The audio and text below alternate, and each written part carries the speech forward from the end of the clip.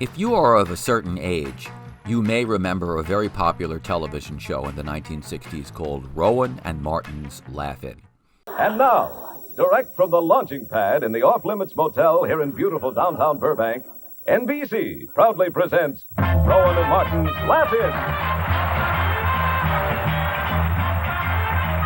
Starring Dan Rowan and Dick Martin, with guest stars Barbara. The one-hour weekly program ran on NBC from 1968 to 1972.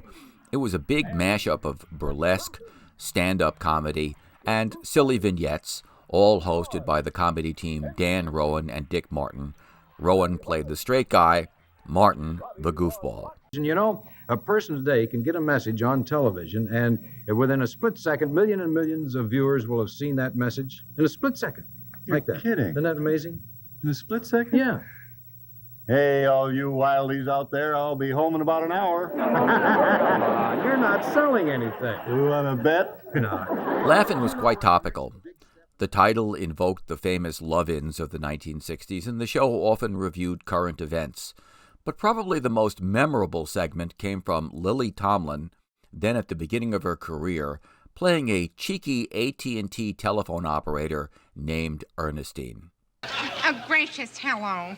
Is this the party to whom I am speaking?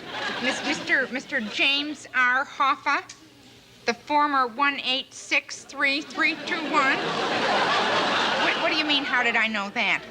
Listen, Ma Bell's had your number for a long time. Now listen. Mr. Hoffa, our records show that you made a couple of long-distance calls from the penitentiary.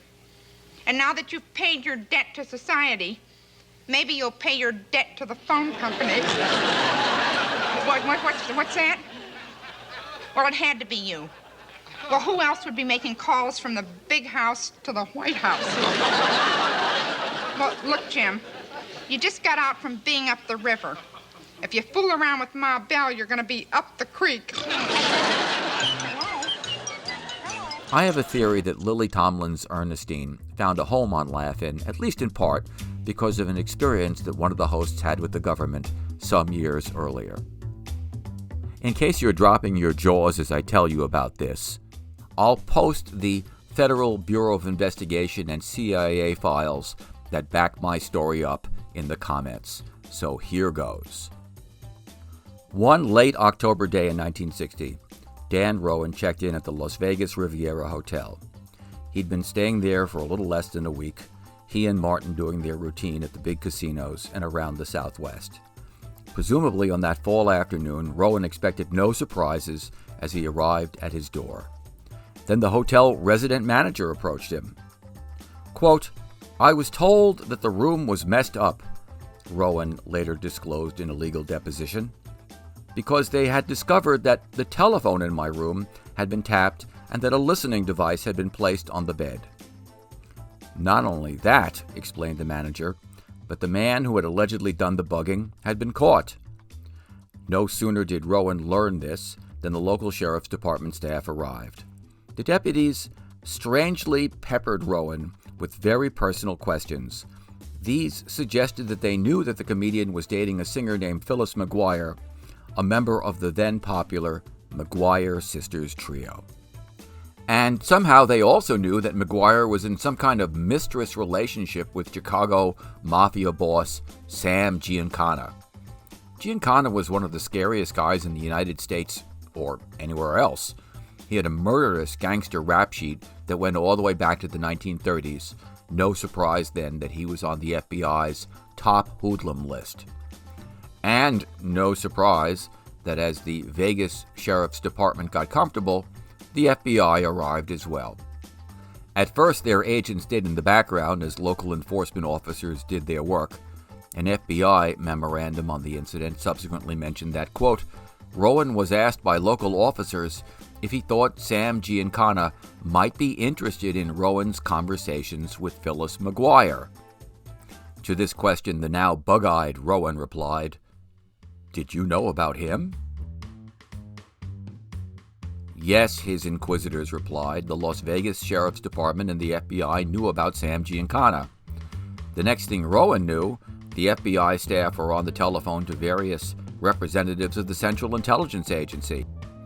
As his bedroom started to look like a clown car of national security state personnel, the Bureau put together a picture of who had bugged his hotel apartment and why.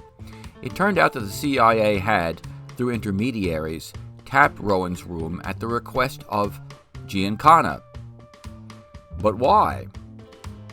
Well, one possibility is that Giancana may have just been jealous that Rowan was hanging around with his girlfriend. But why did Giancana receive this assistance from the CIA? Apparently as a favor in exchange for his efforts to help the agency overthrow Fidel Castro, the Marxist leader of Cuba. The CIA wanted Castro out because he was a commie. Giancana and his buddies wanted him out because Castro had destroyed the gambling business in Havana.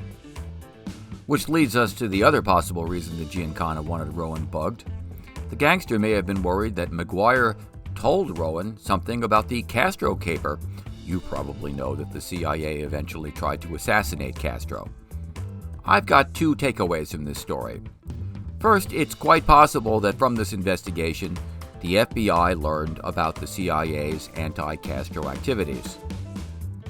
Second, I suspect that Lili Tomlin's Ernestine found a welcome at Laugh-In because, in 1960, one of the hosts encountered the power of the national security state in a way that most of us, thankfully, never do. Oh, gracious, good afternoon. Is this the party who has answered my call? The Central Intelligence Agency? Good. This is Miss Tomlin of the phone company. Well, of course I know your phone was off the hook. Isn't it amazing the way we can still make it ring?